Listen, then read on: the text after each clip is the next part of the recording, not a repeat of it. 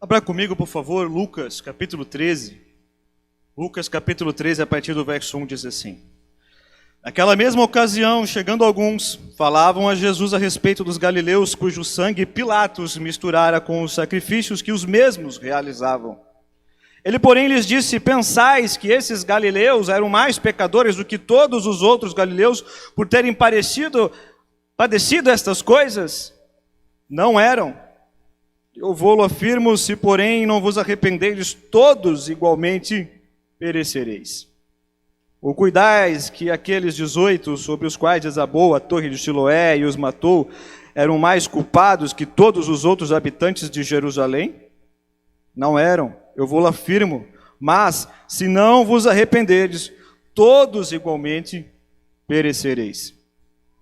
Então Jesus proferiu a seguinte parábola: certo homem tinha uma figueira plantada na sua vinha, e vindo procurar fruto nela não achou, pelo que disse ao viticultor: há 3 anos venho procurar fruto nesta figueira e não acho. Podes cortá-la para que ela ainda ocupando inutilmente a terra? Ele, porém, respondeu: Senhor, deixai ainda este ano, até que eu escave ao redor dela e lhe põe estrume. Se vier a dar fruto, bem está, se não, mandarás cortá-la. Senhor, nós te louvamos pela tua palavra. Nós te louvamos pelo privilégio de meditar na tua palavra. Te louvamos pelo privilégio de nessa noite nos alimentar da tua palavra. Oramos que o teu Espírito, segundo o poder do teu Espírito, possa capacitar o pregador dessa noite para que ele possa pregar a tua palavra. O Senhor possa conferir ao pregador dessa noite eloquência, graça, discernimento, sabedoria, em nome de Cristo Jesus. E que o Senhor possa abrir os nossos corações e mentes, para que recebamos a tua palavra e sejamos por ela transformados no nome de Jesus. Glórias a Deus.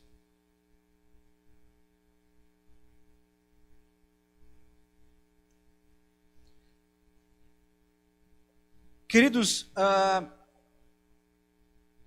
a palavra de Deus nos mostra, e nós podemos ver, de acordo com esse texto, de acordo com o que Jesus também disse, que diante de qualquer adversidade que esteja acontecendo ou com outro, ou comigo, ou de qualquer adversidade que esteja acontecendo mutuamente com todos, nós devemos sempre analisar a nossa vida. Nós devemos sempre entender que qualquer tempo de adversidade é para, no mínimo, ser um tempo de ajuste em nossa vida. E esse texto nos prova isso. O contexto desse texto aqui era que Jesus estava falando sobre o juízo vindouro, lá no capítulo 12. Caminhando para o finalzinho do capítulo 12, Jesus começa a falar do juízo vindouro. E bem no finalzinho do capítulo ele começa a falar da necessidade imperativa de qualquer ser humano acertar a vida um com o outro. Esse era o pano de fundo aqui, Jesus falando do juízo vindouro. Enquanto Jesus falava do juízo vindouro, algumas pessoas chegam diante de Jesus para lhe informar sobre uma grande tragédia que ocorreu em Jerusalém, dizendo que Pilatos mandou matar alguns galileus que estavam oferecendo sacrifício dentro do templo. E ao matar esses galileus que estavam no pátio do templo oferecendo sacrifício, misturou o sangue desses galileus com o sacrifício. Eles vieram, de fato, informar isso a Jesus. Essa chacina, na verdade, não é descrita na literatura secular, mas, de fato, não é só esses galileus, não é só essas pessoas que fazem menção dela, Jesus faz menção também dessa chacina em si. A palavra de Deus não diz quais foram as motivações de Pilatos de ter mandado assassinar aqueles homens no pátio do templo. Porém, nós devemos pensar e pressupor qual era, talvez, a intenção daqueles homens de avisar Jesus disso. Porque Jesus estava falando do juízo vindouro, da gente poder acertar e ter que acertar e buscar acertar a nossa vida com Deus e também com os irmãos ou com o próximo. E de repente, no meio disso, no meio da fala, diz a palavra que naquela ocasião, naquela mesma ocasião, pessoas começam algumas pessoas chegam diante de Jesus e lhe informam desse acontecimento. E poderia existir ali, nós poderíamos pressupor 3 motivações possíveis para essas pessoas informarem Jesus sobre isso. A primeira delas era talvez colocar Jesus contra Pilatos, porque a jurisdição de Pilatos estava sobre a Judéia, e a jurisdição da Galiléia estava sobre Herodes. Possivelmente, talvez essas pessoas queriam colocar Jesus contra Pilatos, ou queriam saber qual seria a posição política de Jesus sobre Pilatos. A segunda motivação, talvez, era dessas pessoas de alertar Jesus sobre o que Pilatos estava fazendo com alguns galileus. Ou seja, talvez seria a motivação dessas pessoas avisarem Jesus e, nas entrelinhas, falarem para Jesus: toma cuidado, se fizeram aquilo com aqueles galileus no pátio do templo, que não podem fazer com você. Mas talvez exista uma terceira motivação, que eu acho a mais adequada para esse texto, é que aquelas pessoas talvez estavam com motivação de especular qual foi o motivo da morte daquelas pessoas que estavam no pátio do templo. E nós vamos perceber que aquelas pessoas informam Jesus disso, perguntando, arrazoando e especulando se não seriam mais pecadores aqueles que morreram assassinados no pátio, oferecendo sacrifício, do que eles.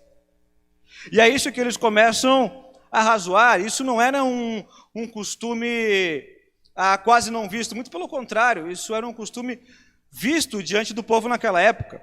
João capítulo 9, quando a gente observa a cura de um cego lá no capítulo 9, os discípulos perguntam para Jesus: quem pecou? Foi ele ou foi os pais para que nascesse cego? Era do costume da época achar que se alguém sofresse alguma catástrofe, algum sofrimento ou algo do tipo, era porque havia pecado, e pecado mais do que os outros. Mas a gente entende que Jesus, a resposta dele, o modo que Jesus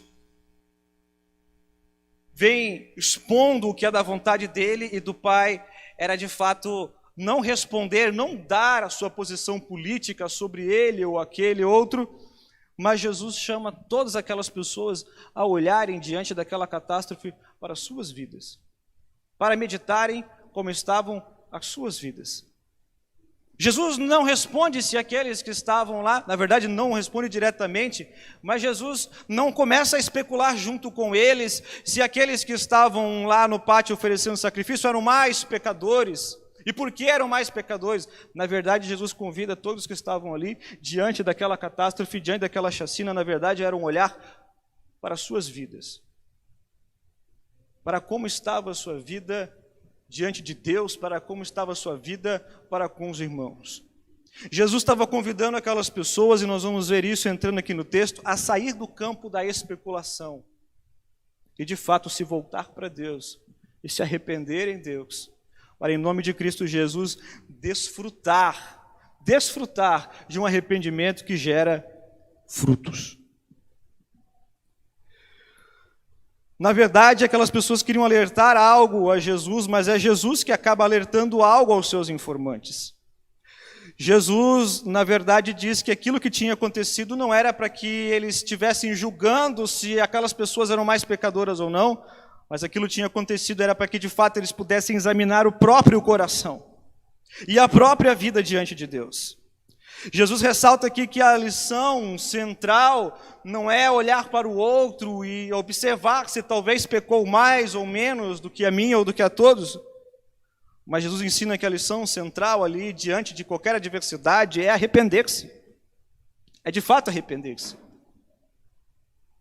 Por isso nós vamos tirar desse texto em análise algumas lições que vão nos ensinar sobre a convocação do arrependimento.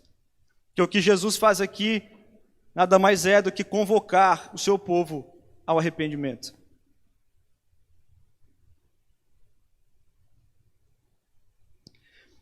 Primeira lição que eu entendo desse texto é que diante das tragédias da vida, nós tendemos a falar mais dos outros, especular mais dos outros, do que a nossa própria condição diante de Deus. Olhando para o verso 1, para o verso 2 e para o verso 4, A gente entende que aquelas pessoas, aqueles informantes chegam diante de Jesus querendo especular se aquelas pessoas que morreram lá oferecendo o sacrifício tinham pecado mais do que eles. E na verdade isso não é uma tendência só das pessoas daquela época.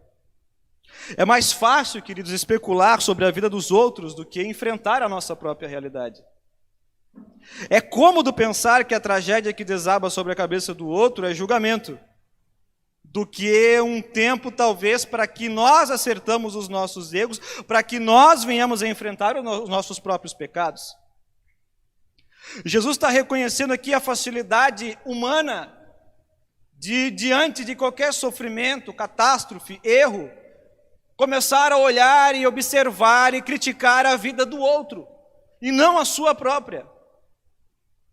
Mas o que Jesus está convocando e mostrando ali, e pedindo, e na verdade convocando, é para que aquelas pessoas parassem de ficar procurando pecado na vida daquele que estava sofrendo, ou se perguntando se havia mais pecado ou não, e que na verdade aquelas pessoas buscassem olhar mais para suas próprias vidas, para o seu nariz. A convocação de Jesus ali era para que eles parassem de ficar especulando sobre a vida dos outros e se voltassem para olhar de fato a vida deles. Como estavam diante de Deus, como estavam lidando uns com os outros também, como povo de Deus. E assim é a natureza humana em todas as épocas. No que se refere a assuntos espirituais, as pessoas estão mais dispostas a falar da situação dos outros do que delas mesmas. Mas o que a gente entende aqui é que diante de uma chacina como essa, diante de uma catástrofe como aquela da Torre de Siloé, ou diante de qualquer adversidade que for que nos cercam, Jesus está ensinando que nós temos que olhar para a nossa vida, para fazer uma análise na nossa vida com Deus, para que nós venhamos a nos arrepender. Alguns teólogos comentando esse texto lembram de Lutero. Lutero veio a se arrepender de fato, veio a se colocar diante do Espírito Santo para que o Espírito Santo usasse ele da forma que usou na Reforma, foi depois de ver o seu amigo sendo atingido por um raio e morto por um raio. Aí Lutero passou a se perguntar, não sobre o amigo, mas sobre a sua vida. Por que ele estava vivo? Por que a misericórdia de Deus tinha preservado ele assim e o que Deus queria então da sua vida? Jesus aqui, na verdade, olhando para o modo de falar dos nossos dias, Jesus está dizendo para aqueles informantes, é melhor que vocês cuidem do próprio nariz primeiro. E o Senhor aqui, o Senhor Jesus, ele não recusa a ideia de que o pecado traz consequências. Muito pelo contrário. Mas, na verdade, ele estimula os ouvintes a voltar-se e olhar, para que os ouvintes possam se voltar e olhar para o coração, para a vida, para a comunhão com Deus. Ele estimula cada um que estavam ouvindo ali a parar de especulações, principalmente sobre a vida dos outros. E começar a avaliar a sua vida com Deus para ver se havia de fato comunhão, para ver se havia de fato amor ao próximo. Aquelas pessoas chegam diante de Jesus lembrando das vítimas de um massacre. E é certo que aquelas pessoas lembradas ali foram massacradas impiedosamente. Foram assassinos aqueles que entraram no templo, que mataram e misturaram o sangue daqueles galileus com o sangue do sacrifício, com certeza. Mas aquelas pessoas estavam furiosas e talvez informaram aquilo a Jesus, porque eles não foram mortos só violentamente. Mas o que eles fizeram ali, o que Pilatos mandou fazer, foi de fato profanar a religião deles. Profanar, de fato, toda a cultura religiosa que estava em volta deles. E a pergunta é, essas pessoas assassinadas eram mais pecadoras do que os demais galileus que habitavam em Jerusalém? Essa é a pergunta feita para Jesus. Era isso, era nesse ponto que eles queriam chegar. E o desenrolar do texto mostra exatamente isso. Aí, agora é Jesus quem informa essas pessoas chegam informando Jesus. E agora Jesus é quem informa essas pessoas sobre as vítimas de uma catástrofe natural, sobre a Torre de Siloé que desaba sobre 18 pessoas. Algo que a literatura secular também não trata, mas é Jesus que está citando. E aí Jesus faz a pergunta: essas pessoas que morreram soterradas, quando a torre desaba sobre elas, eram mais pecadoras que as outras que não estavam ali soterradas? Seriam mais culpados do que aqueles que escaparam desse acidente? Agora é Jesus quem está fazendo a pergunta e o próprio Jesus responde: não. Ainda hoje, diante de guerras sangrentas, de terremotos, de maremotos, de terroristas, muito questionamento às vezes é feito e muitas pessoas fazem o mesmo julgamento ainda em nossos dias. Diante de uma adversidade mútua, diante de uma bomba que estoura em um outro país, diante de qualquer catástrofe, muitas pessoas não perdem nem tempo de muitas vezes especular, julgando, especulando e dizendo que tal coisa aconteceu porque talvez era a mão de Deus, o juízo, porque pecaram mais do que as outras demais pessoas, e aí vai. Mas Jesus responde: não eram. Eu vou lá afirmo, se porém não vos arrependerdes, todos igualmente eles perecereis. Enquanto eles estavam especulando se quem era mais pecador ou não, Jesus fala assim: para com a necessidade aqui e agora diante de mim, que sou o rei, que sou o salvador, é de fato que todos de fato se arrependam, mudem os seus caminhos. Eu vou afirmo, se porém não vos arrependerdes, todos igualmente perecereis.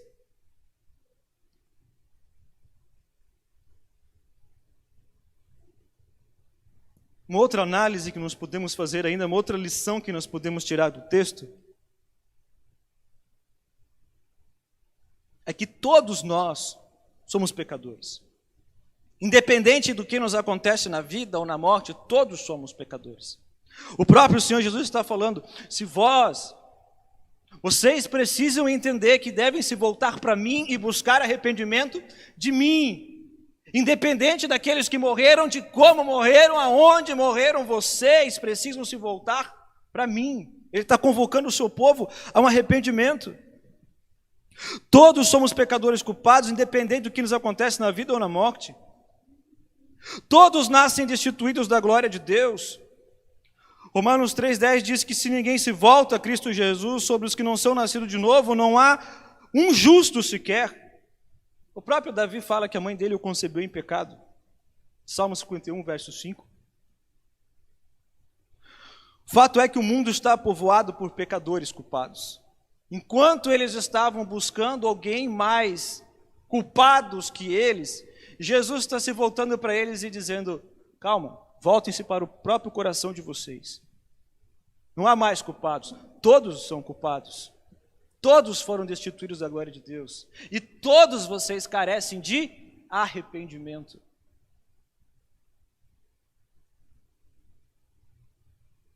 Primeiro João, capítulo 1, do verso 6 ao verso 10, João vai nos falar que aquele que não entende que precisa se arrepender, aquele que ainda não entendeu que peca, que é pecador e que precisa constantemente de arrependimento, ele cai em 3 enganos. O pecado leva ele a 3 enganos. O engano de querer mentir e enganar as pessoas à sua volta. O engano de querer mentir e enganar até mesmo a si mesmo. E o engano de querer até mesmo, parece isso ridículo, mas aquelas pessoas que não buscam arrependimento constantemente, o pecado leva eles ao engano de querer até mesmo iludir, maquiar ou enganar a Deus.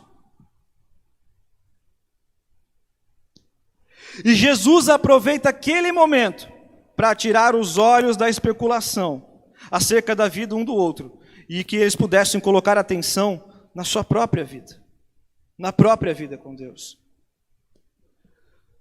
Mas o fato aqui, meus amados, e talvez eu acredito que seja o ápice desse texto, é que Jesus está dizendo que o arrependimento é o único escape da maior tragédia de que qualquer vida possa presenciar ou viver. O arrependimento é o único escape da maior tragédia da vida.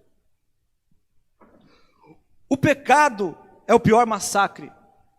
É isso que Jesus está levando eles a entender.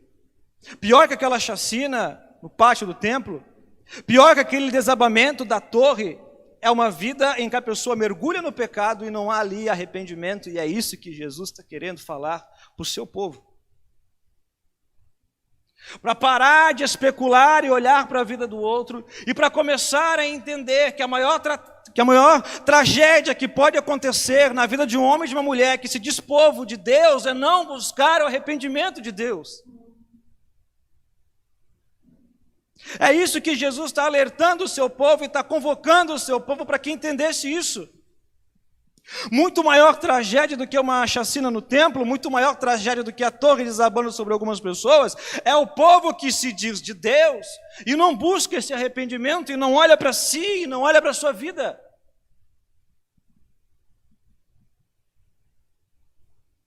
O pecado é o pior massacre e o pior desabamento. O pecado é a maior tragédia, e a falta de arrependimento é a maior desventura que qualquer homem pode sofrer ou viver. Da mesma forma, eu acredito que essa pergunta deve ser feita para nós hoje, em nossos dias, e eu acredito que o Senhor Jesus está convocando o seu povo em nossos dias, diante de catástrofes que vêm acontecendo aqui e ali, para que nós venhamos a olhar para nós mesmos, para que nós entendamos que esse é um momento de ajuste, e que em vez de especular o porquê aconteceu isso com aquele povo, aconteceu isso com fulano ou com ciclano, em vez de especular, nós que somos povo de Deus, devemos olhar para a nossa vida e analisar a nossa vida segundo a palavra de Deus. Jesus não convocava o seu povo só naquela época, convoca hoje. Ou você acha que essa diversidade mútua da pandemia, gafanhotos, e aí vai, e bomba no Líbano, e tudo isso é para que o povo dele ficasse especulando o porquê tal povo, tal pessoa morreu, tal coisa aconteceu? Não. Jesus, diante das adversidades, chama o seu povo a um tempo de ajustes. Diante das adversidades mútuas, Jesus chama o seu povo a olhar para si, a cada um de nós olhar para nós mesmos. Lembrando que esse era o contexto que Jesus estava falando de juízo eterno, falando de consertar a vida com o irmão. E aí Jesus agora convoca o seu povo a um arrependimento, convoca o seu povo a um ajuste. Há um ajuste buscando arrependimento, e não qualquer arrependimento. Há um arrependimento que resulte em frutos, um arrependimento que resulta em utilidade, em ser útil no reino. E é isso que nós vamos ver. E a pergunta para nós hoje é: será que diante dessa diversidade mútua, a minha vida e a sua vida está em ajuste diante de Deus?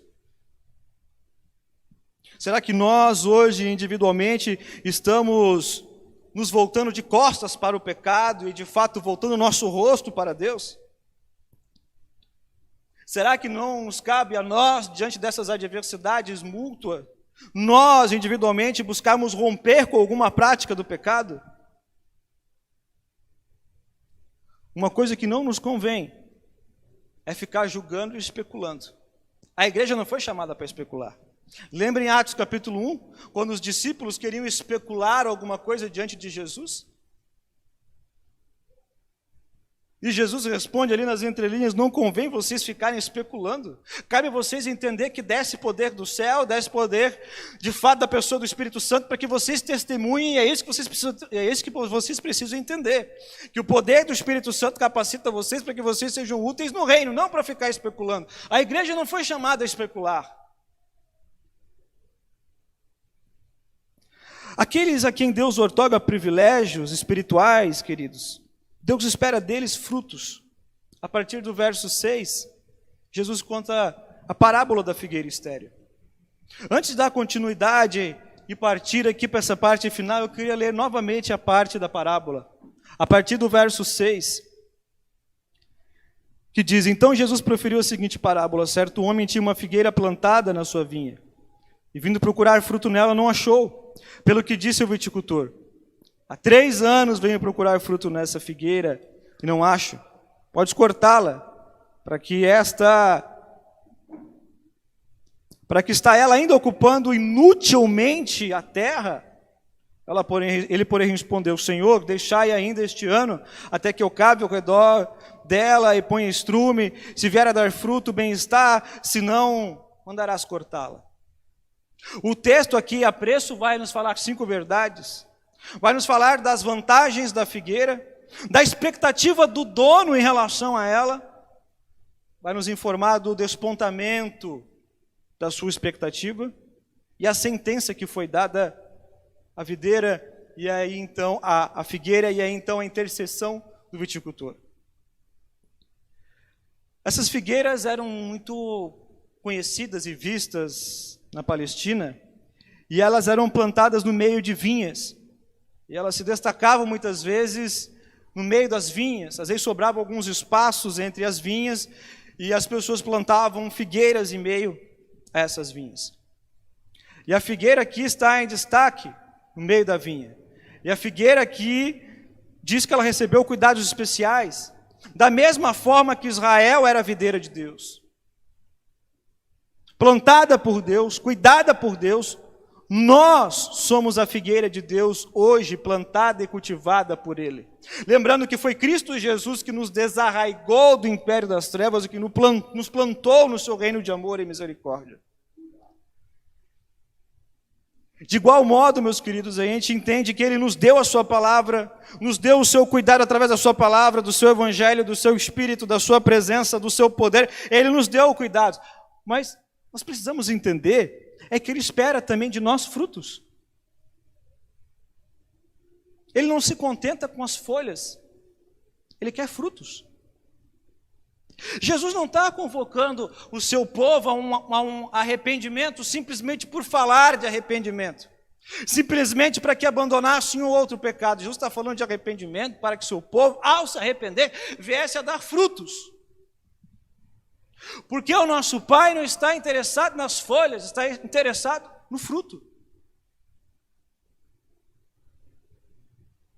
Ele espera de nós frutos espirituais.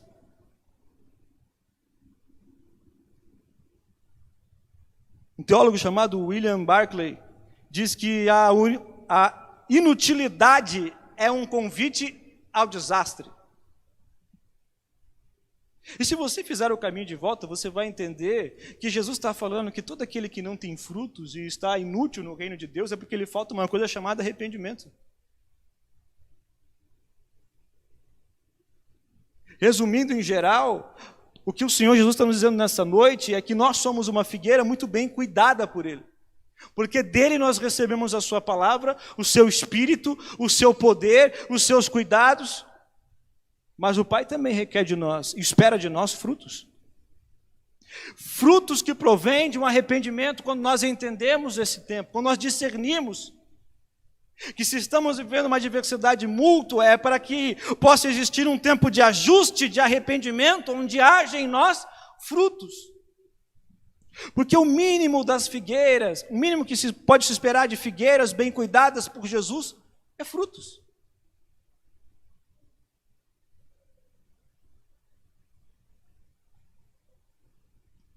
Esse juízo foi sobre Israel, e hoje é sobre as igrejas, plantadas para frutificar. E a igreja foi plantada para frutificar, não para ser estéril. Porque se ela está estéril é porque lhe falta arrependimento.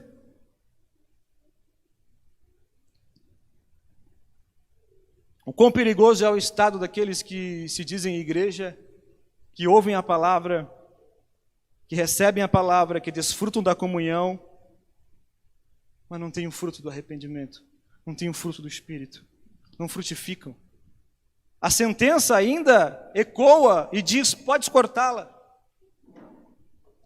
Isso é para nós, igualmente para nós hoje, porque nós também estamos vendo catástrofe, chacinas aqui e acolá, e Jesus está nos chamando, nos convocando para parar de especulações, olhar para nós mesmos, nos arrependermos para que venha a haver em nós frutos espirituais.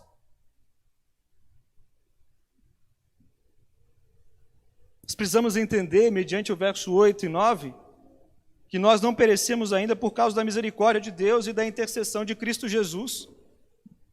A gente observa aqui no Evangelho, nessa parte do texto, do verso 8 em diante, a gente observa o Evangelho da segunda oportunidade. Uma figueira, ela demora normalmente 3 anos para frutificar, amadurecer e frutificar. E se depois de 3 anos ela não frutifica, as pessoas normalmente arrancam, porque ela está ocupando um espaço inútil na terra. Mas entra ali a benignidade de Deus. Entra em cena naquele texto a mediação de Cristo Jesus. E por causa da intercessão de Cristo Jesus, Deus nos trata com misericórdia.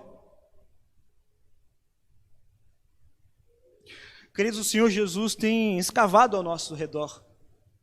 Como igreja, o Senhor Jesus tem colocado adubo ao nosso redor. Tem cuidado bem de nós, morreu por nós, ressuscitou por nós, intercede por nós. Mas agora é o tempo de frutificarmos para Deus. É tempo de demonstrarmos frutos. Pela nossa vida de santidade, pelo nosso sincero arrependimento, nesses dias de ajustes, é tempo de nós mostrarmos frutos. Não de sermos achados estéreis. Não de sermos achados nos gabando pelas lindas folhas da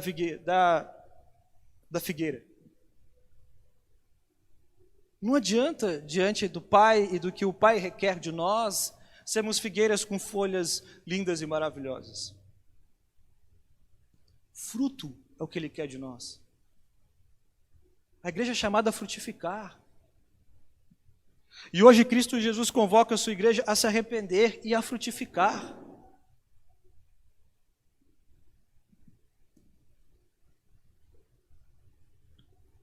Para encerrar, eu queria encerrar com o verso 9. E que nós possamos entender que nós não temos o direito de abusar da paciência de Deus. Verso 9. Se vier a dar fruto, bem está. Se não, mandarás cortá-la. Ainda diante de toda a paciência, bondade e misericórdia de Deus, não nos cabe abusar da paciência de Deus. Com certeza o Senhor Jesus nessa noite está nos dando mais uma oportunidade. Está convocando a sua igreja e o seu povo a um arrependimento. Talvez nós, nesses dias, estamos especulando, ou até mesmo orando e perguntando para Jesus, por quê? Eu vi muitas pessoas dizendo que aquela bomba lá no Líbano foi porque aquele povo pecou bem mais contra o Senhor e aquele povo merecia ser castigado, e aí vai. Querido, esse é o tipo de juízo que não cabe a nós. Jesus está falando assim, para a especulação, seja ela qual for, e volte para a sua vida. Diante de qualquer catástrofe, chacina, diante de qualquer adversidade mútua, tem que haver um ajuste para a sua vida, para a minha vida. E é entendendo esse ajuste, é buscando o arrependimento genuíno e verdadeiro em Cristo Jesus, que aí nós podemos frutificar. Que não venhamos nós, nesses dias, abusar da paciência e da misericórdia de Deus. Que não venhamos nós a nos encantar só com folhas.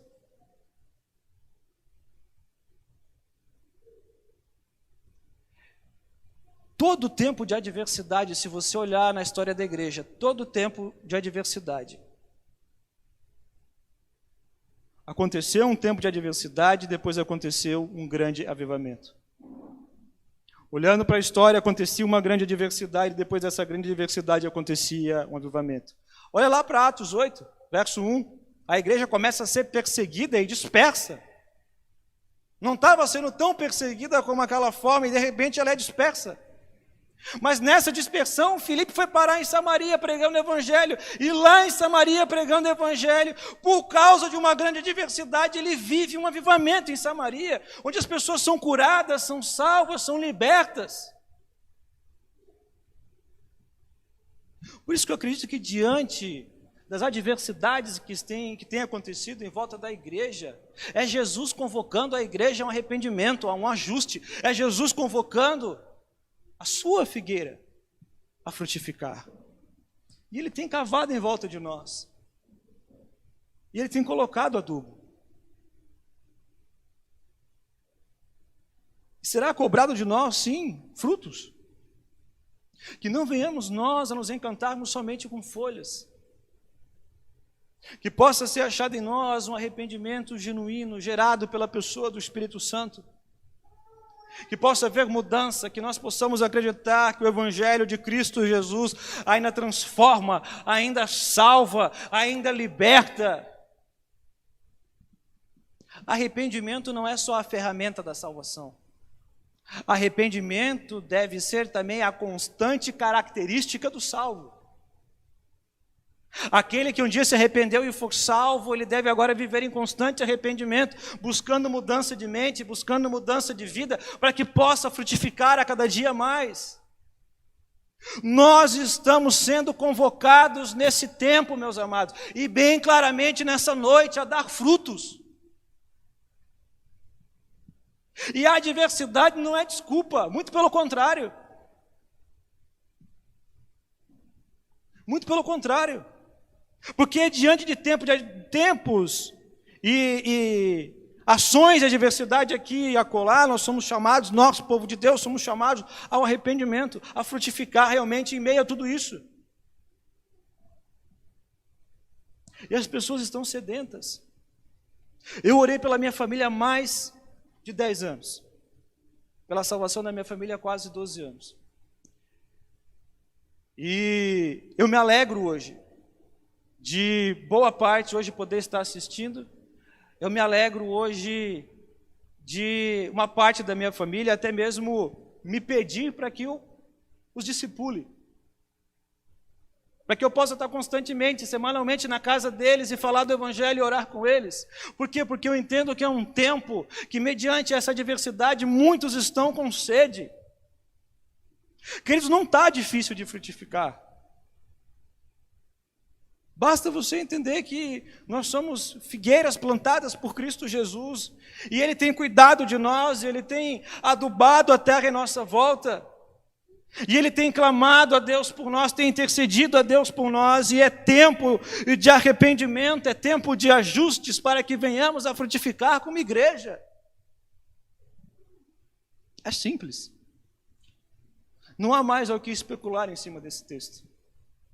Não há mais o que falar em cima desse texto.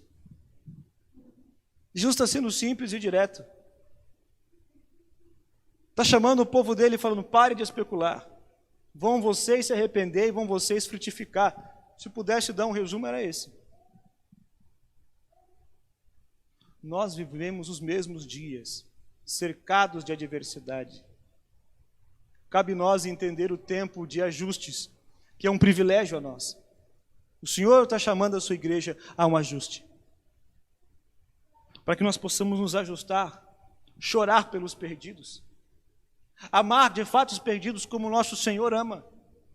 Nos importar com eles. Orar, jejuar, buscar, clamar pela salvação deles, clamar pela salvação da sua família.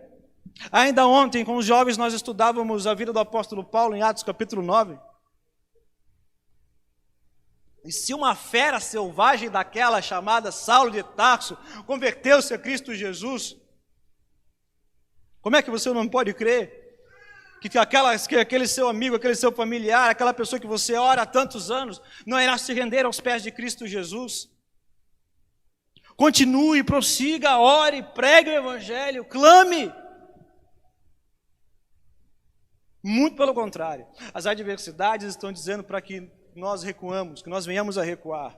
E Cristo Jesus está chamando a sua igreja a ir adiante, a ir avante, a ter um tempo de ajuste, de arrependimento. Cristo Jesus está chamando a sua igreja nesses dias a frutificar, a dar frutos, a discipular, a ganhar almas, a orar por vidas, a acompanhar pessoas. C.S. Lewis diz que em dias como esse, Deus não está falando, Deus está gritando. Em dias de calmaria, Deus fala. Em dias de adversidade, Deus está gritando.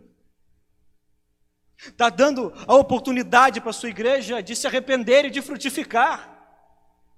Que nos voltemos para o amor de Deus, que nos voltemos para a graça e para a misericórdia de Deus. Que entendemos o tempo que nos é oportuno. Não se esqueça, Ele tem cavado a nossa volta. E às vezes isso dói, mas Ele cava para o nosso bem. E Ele aduba. E Ele cuida. É tempo de frutificar. Jesus está convocando o seu povo e a sua igreja a um arrependimento. A um arrependimento que deve resultar em frutificação. Eu queria convidar você, que entende que é um tempo de ajustes. Queria convidar você, que entende que é um tempo de arrependimento. Eu queria convidar você que tem sede de frutificar, a orar comigo. Você que tem sede de ainda ver a sua família voltada e prostrada aos pés de Cristo Jesus. Você que tem sede de ver os seus amigos, aquelas pessoas que você vem orando, você que ainda tem sede de vê-los entregues a Cristo Jesus, aos pés de Cristo Jesus, como Saulo de Tarso ficou, entregue, rendido aos pés do Senhor. Eu queria convidar você a ficar de pé. Eu queria convidar você, não de qualquer jeito, não de qualquer forma, mas com o coração voltado a Cristo Jesus. Como alguém que não quer especular aqui e acolá. Eu queria convidar você, como igreja, como povo de Deus, a clamar que o arrependimento, que o ajuste da pessoa do Espírito Santo venha sobre nós e que venhamos a frutificar. Porque Cristo, a presença de Cristo Jesus está aqui nessa noite, meus irmãos. A presença incontestável de Jesus está aqui, cavando e colocando adubo. É tempo de frutificar. É tempo de se arrepender e frutificar. Eu queria que, sem o louvor, eu queria que nós, nesse momento agora, pudéssemos abrir a nossa boca, inclinar o nosso coração a Deus e orar. E orar clamando por misericórdia, e orar clamando arrependimento, para que sejamos uma igreja frutífera, em nome de Cristo Jesus, para a glória de Cristo Jesus, frutífera, para que o nosso coração se renda à obra de Cristo Jesus, em nos cuidar e nos incentivar nessa noite. Que você possa, em nome de Cristo Jesus, inclinar o seu coração e orar aqui já neste lugar, orar na sua casa, orar inclinando a sua vida, inclinando o seu coração, a sua alma, a sua mente, agora a Cristo Jesus. Essa convocação não é do pastor, essa convocação não é da congregação, essa convocação é de Cristo, essa convocação é do cabeça da igreja, essa convocação é do noivo que convoca a sua noiva a orar, a clamar, a se arrepender e a frutificar. Cristo Jesus, nós te louvamos pelo privilégio de estarmos aqui essa noite. Nós te louvamos, Senhor, pelo privilégio de ouvir a Tua palavra, pelo privilégio de livremente nos unir como igreja e te adorar e te cultuar nessa noite. Mas, Senhor Jesus, nós queremos atender a essa convocação, nós queremos atender a esse chamado. O Espírito Santo leva-nos a um arrependimento genuíno, leva-nos a um arrependimento que resulta em frutos e frutos e frutos para a glória de Deus. Renda os nossos corações, Espírito Santo, assim como foi rendido o coração de Saulo no caminho de Damasco, renda os nossos corações. Nem que tenhamos que cair no caminho de Damasco, para que possamos nos voltar para a Tua graça e para a Tua misericórdia. Gere em nós, Senhor, expectativa de frutificar nesses dias, de ver o arrependimento, de ver o abandono do pecado, no em nome de Cristo Jesus. Que possamos atender a Tua convocação, Tu que és o noivo, Tu que és o nosso Redentor, Tu que és aquele que cuida, que intercede por nós. Obrigado, Senhor, por essa chance, obrigado por essa oportunidade. Mas leva-nos a frutificar no poder do Espírito, leva-nos a frutificar debaixo da Tua graça. Tu chamou a Tua igreja para dar frutos, Senhor. Tu não chamou a Tua igreja para ser um sombreiro, mas sim uma figueira frutífera. No em nome de Cristo Jesus. Que o nosso coração possa queimar pela verdade vista nessa noite, Senhor. No em nome de Cristo Jesus, renda os nossos corações. E que os nossos corações possam estar voltados para a expectativa pela expectativa de ver frutos, Pai, de ver vidas chegando, vidas transformadas, vidas discipuladas, vidas desfrutando da Tua palavra, vidas desfrutando do Teu reino, em nome de Cristo Jesus. Ser propício a nós nessa noite, Senhor. Ser propício a nós. Leva-nos à frutificação que vem do Senhor para a glória do Senhor, no em nome de Jesus, no em nome de Cristo Jesus.